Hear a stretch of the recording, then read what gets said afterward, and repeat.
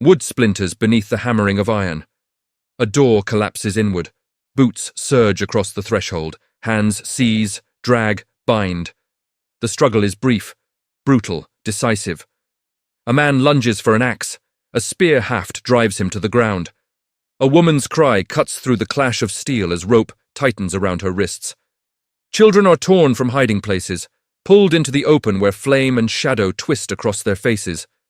The air fills with the sharp rhythm of command, barked in foreign tongues, and the dull sound of bodies forced into submission. This is no battle. It is capture. The raiders move with cold precision. Those who resist are struck down where they stand. Those who survive are claimed. Hands are bound behind backs. Neck irons fastened. Lines of the conquered form in the mud, trembling, silent, but for ragged breath. Their weapons lie scattered, their homes behind them, already consumed by fire. Moments ago they were warriors, farmers, kin. Now they are spoils. The captors waste no time. Under watchful blades, the prisoners are driven toward the waiting ships that rock against the shore like patient beasts. The tide pulls outward. So too does their freedom. A young captive turns once, straining against his bonds, eyes fixed on the burning settlement, on the life that is vanishing in smoke. A blow forces his gaze forward. The past is already forbidden. Chains clatter against wood as they are herded aboard. The decks fill with the conquered, packed close, their fear thick as the scent of salt and ash. Above them, sails unfurl, heavy with promise and dread. The vessels turn toward open water, and with that single motion, the line between raider and captive, master and possession, is violently redrawn, sealing a fate that has only just begun. Oars bite into the water in a steady, merciless rhythm. The ships glide forward, bearing their human cargo into the unknown. Below the watch of armed men, the captives are forced low against the deck, bound shoulder to shoulder. Chains scrape with every movement. The sea heaves beneath them, cold spray stinging their faces, salt settling into wounds still fresh from the struggle. There is no shelter from the motion, no refuge from the press of bodies or the weight of fear.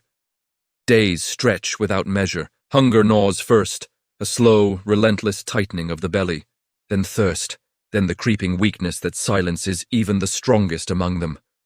Those who falter are dragged aside, discarded without ceremony, surrendered to the indifferent waters. The voyage has no space for the frail. The ships carve their path through shifting worlds, from open sea into winding rivers, from harsh coasts into the shadow of unfamiliar lands. Forested banks slide past like silent witnesses. Strange settlements appear at the water's edge, their towers and crosses marking a realm beyond the captive's understanding. Language dissolves into noise. Orders are delivered in harsh syllables, enforced by gesture and blade. Meaning lies only in obedience. Among the bound, dread spreads like a fever.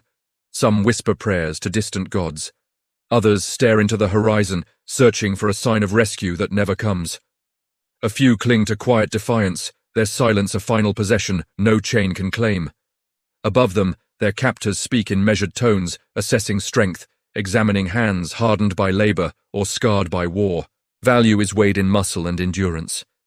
Each captive becomes a calculation, a measure of profit, a promise of coin. The crossing does more than carry them across water. It remakes them. Warriors become cargo.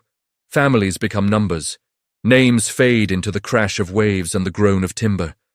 With every stroke of the oars, the distance grows, not only from their homeland, but from the lives they once believed unbreakable. Ahead lies the shore where their price will be decided. Behind them, the sea closes without memory. The ships grind against the harbor's edge. Ropes are thrown. Gangplanks fall into place with a hollow crash. One by one, the captives are driven ashore beneath the unblinking gaze of a waiting crowd. Hands push them forward into open squares thick with noise and movement. Traders circle slowly, eyes sharp with calculation. Fingers grip arms, test shoulders, force open mouths to inspect teeth. Scars are studied. Limbs are bent, measured, judged. Here, strength is currency, youth is promise, fear is expected. Voices rise in unfamiliar tongues, bargaining, disputing, assigning worth. The captives understand none of the words, yet they grasp their meaning in every gesture. A nod seals a fate. A gesture divides kin from kin. A mother reaches for her child. A barrier of spears parts them. The child is carried away, swallowed by the crowd. Her cry echoes, unanswered, until even her voice is silenced by distance. Wooden platforms lift the prisoners above the throng. They are displayed in the hard light of day, turned slowly for inspection like beasts brought to market. Coins flash in outstretched hands, scales of silver weigh against human lives. A mark is cut into a tablet. A chain is transferred from one hand to another. Ownership changes with the clink of metal. Names are discarded first. New words are forced upon them, harsh and strange. Identity dissolves beneath the pressure of transaction. What once bound them, blood, loyalty, memory, holds no value here. The market does not linger, it devours. When the trading ends, the square empties as swiftly as it filled. Groups of newly purchased thralls are driven away in different directions, toward distant farms, shadowed workshops, silent estates beyond the city's walls. Behind them, the harbour continues its restless motion. Ships arrive, ships depart. The commerce of flesh flows on, indifferent and endless, and in its wake the captured learn the terrible truth. The violence of seizure was only the beginning, their lives now scattered like coin across a foreign world. The new masters waste no time. Commands fall like blows. A gesture orders movement. Hesitation invites pain. The thralls are driven into their appointed places, into fields where the earth is heavy and unyielding, into mines where darkness presses against the lungs, into households where every task is watched, measured, corrected. Labor begins before strength returns. Iron tools are forced into weakened hands. Backs bend beneath impossible burdens. The rhythm of work becomes relentless. Dig, carry, build, endure, until the body moves without thought, guided only by fear of punishment. Discipline is swift and public. A failed task, a faltering step, a moment's defiance, each answered with calculated cruelty. The lash tears flesh. Shackles tighten, some are marked, their skin bearing the permanent seal of ownership. Others simply vanish, their absence a silent warning to those who remain. Pain is instruction, terror is order. Days merge into one another, stripped of distinction. The thralls eat when permitted, sleep when allowed, speak only in whispers. Their former lives, the clash of battle, the warmth of kinship, the sound of their own names, recede like distant echoes fading into silence. Even memory becomes dangerous. Foreign words replace familiar speech. New rituals are imposed, strange gestures demanded in obedience to unknown powers. The past is neither honored nor mourned. It is erased. Yet beneath the crushing weight of control, fragments endure. A glance exchanged in secrecy, a forbidden word murmured in darkness, a carved symbol hidden within rough stone or timber. Small acts of remembrance, fragile and defiant, but the breaking continues. The will is worn down not in a single moment, but through endless repetition. Through labor without purpose, through punishment without end, through the slow realization that resistance brings only suffering. And so the transformation deepens. Not merely the body subdued, but the spirit reshaped, pressed into the harsh mold of servitude, until the conquered are remade into instruments of another command. They are forced to kneel before symbols they do not know.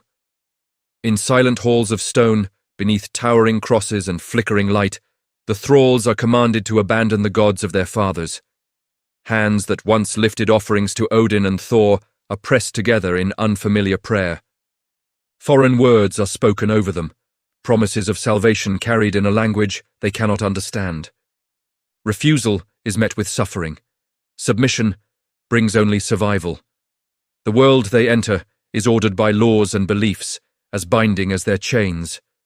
Bells summon worship. Sacred images watch from painted walls. Their captors speak of sin, obedience, and redemption, forces as powerful in this land as the sword or the lash. Some resist in silence, clinging to memory like a hidden blade. At night, in the shadows of barns and crowded quarters, they whisper fragments of old stories, of distant fjords, of ancestral spirits, of battles fought beneath northern skies. These murmured recollections become acts of defiance, preserving a fading world within the prison of the present. Others yield. A new name spoken often enough begins to answer for the old. Foreign customs grow familiar through repetition. The rhythm of another faith, another people, settles slowly into the fabric of daily life. Survival demands transformation, and transformation reshapes the self. Yet the collision is never complete. Fragments of the north endure, a carved rune concealed beneath rough timber, a melody carried quietly through generations, a gesture whose meaning escapes the watchful eye. Culture persists in secrecy, memory surviving where freedom cannot. Two worlds press against one another within every captive, the past that refuses to die, and the present that demands obedience. And from this struggle, something uncertain begins to form. Not victory, not surrender, but a slow merging of identities shaped by conquest, faith, and the unyielding force of power. Across the coasts of Europe, the tide of vengeance rises. Word spreads of burning monasteries, shattered towns, and captives carried north in the hulls of dragon-proud ships. Kings and lords answer with iron resolve. Fortifications rise along rivers. Armies gather beneath banners marked with the cross. The hunters prepare to become hunters no longer, but executioners. Raiding fleets meet fierce resistance. Shores once plundered now bristle with spears. Ambush follows landing, fire answers fire, and when the battles end, the defeated are not merely slain, they are taken. Norse warriors, who once drove others into chains, now feel iron close around their own wrists. Captured in failed raids or crushed campaigns, they are marched inland as spoils of war. Their strength turned into profit, their defeat a warning sent across the sea. The balance of terror shifts, but the pattern endures. Continental powers strike northward in retaliation, seizing settlements, scattering clans, and carrying off their own human cargo. Violence answers violence in an unbroken chain of cause and effect. Each act of conquest breeds another, each captivity demands revenge. The sea itself becomes a corridor of suffering, bearing raiders, victims, and avengers alike. No shore remains untouched. No people remain untouched. For those bound in servitude, the knowledge cuts deep. The fate they endure is part of a vast design, a wheel of conflict turning without mercy. Today's captive was yesterday's conqueror. Today's victor may yet wear chains. And as kingdoms harden their defenses and sharpen their swords, the struggle grows beyond plunder or survival. It becomes a contest for dominion, a relentless cycle that binds all who dwell along these contested waters to the same terrible destiny. Far from the chaos of their capture, the Thralls are drawn into the machinery of rising powers. Their labor feeds ambitions they cannot see. Hands that once held shields now raise walls of stone, hauling block upon block to crown the frontiers of expanding realms. Under relentless command, they carve roads through forests, drain marshlands, and erect fortresses where kings will anchor their rule. Their suffering becomes structure, their endurance becomes empire. In vast estates, they turn the soil that enriches distant lords. Harvests swell under their toil, filling granaries that sustain armies and cities alike. The strength of the captive is transformed into wealth, and wealth into influence. Each link in a chain that stretches upward to thrones and councils far beyond their reach. Even in sacred places, their presence is felt. Monasteries rise where their hands have shaped the timber and stone. Towers of faith, symbols of divine authority, stand upon the silent labor of the enslaved. They live at the edge of power, close enough to feel its weight, never close enough to wield it. Some masters recognize skill among the captives, a craftsman's steady hand, a warrior's discipline, a mind quick to learn. Such qualities may grant small privileges, lighter burdens, a fragile measure of trust. A few rise above the harshest conditions, navigating the narrow space between servitude and survival. Yet favor remains uncertain. A change of fortune, a shift of command and privilege dissolves as swiftly as it came. Thus, the lives of the Thralls become bound to the fate of kingdoms. When rulers prosper, their labor intensifies. When wars erupt, they are driven harder still, building defenses, supplying campaigns, sustaining the engines of conquest. Unseen, unnamed, they stand at the foundation of power, and through their toil, the ambitions of rulers take form in stone and steel, shaping a world where the suffering of the conquered strengthens the hand of the conqueror. Time moves forward, and the captives fade from record. Their names are rarely written, their voices seldom preserved. In the chronicles of kings and conquests, they exist only as numbers, counted, traded, consumed by the silence of history. Yet their presence endures in quieter ways. Bloodlines scatter across foreign lands, carried through generations that forget the origin of their inheritance. A gesture, a word, a trace of northern craft lingers in places far from the seas where their journey began. Fragments of identity, absorbed and reshaped, become part of the societies that once held them in chains. Their labor leaves deeper marks still. The walls they raised stand firm against the centuries. The fields they carved from wilderness continue to yield their harvests. Roads they laid bind distant cities together, long after the hands that built them have turned to dust. The world remembers their work, even as it forgets their suffering. Memory survives in shadows, a whispered tale passed between generations. A symbol etched where no authority would think to look, a faint echo of belief woven into local custom. These are the remnants of lives lived at the margins, hidden, enduring, unresolved. They were not conquerors, nor chroniclers, nor rulers of fate, yet their unseen existence shaped the course of nations, their silent endurance woven into the fabric of an age defined by conquest and submission. And so the Thralls remain, not in the triumph of monuments or the glory of legend, but in the lingering imprint of lives that history could not fully erase. The raids, the captures, the chains, they do not end here. Across northern coasts and continental plains, the consequences ripple outward. Viking expansion slows where resistance stiffens. Continental powers grow wealthier, stronger, and wary. The balance of the world begins to shift, slowly, inexorably, toward new borders and new hierarchies. In the shadows of markets, on the edges of fields and workshops, the Thralls endure. Their labor shaping empires, their presence altering destinies. Every stone laid, every harvest gathered, every fortress raised carries within it the invisible hand of the conquered. They are the silent architects of change, the hidden pivot on which kingdoms rise or falter. And yet the future remains uncertain. Some captives cling to memory, some adopt survival, some die forgotten. But in every case, the violence of the past propels the tides of history. Families scattered, cultures entwined, and human ambition intertwined. These threads converge to create a world transformed, where the lessons of fear, resilience, and submission will echo in wars yet to come. Here, at the edge of chains and conquest, the world hangs poised, a hinge in history. One turn will see kingdoms built, another will see them shattered.